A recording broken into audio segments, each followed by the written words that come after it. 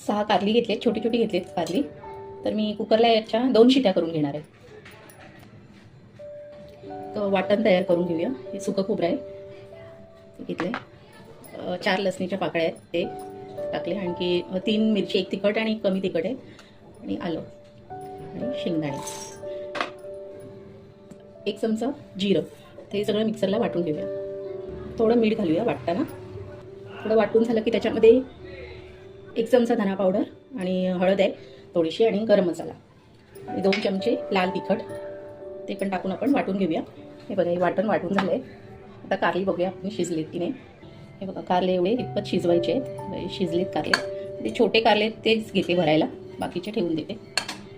बघा, हे असं कापून घ्यायचं आणि मध्ये अशी चीर द्यायची हलकी. बघा, आणि मधल्या बिया आहेत त्या काढून टाकायच्या असं. आता हे वाटण आपण ह्याच्यात भरून घ्यायचं, असं दाबून भरायचं छान, आणि असं पॅक करायचं. तर हे सगळे मी करून घेते. छान भरून असं पॅक करायचं.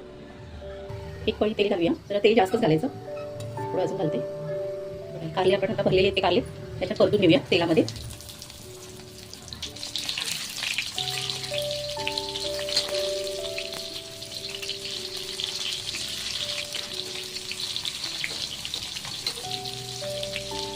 सगळ्या बाजूने मस्त तेलामध्ये ना परतवून घ्यायचे.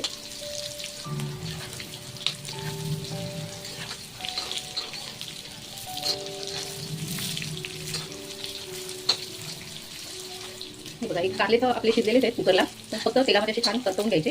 कडक होतात मस्त छान.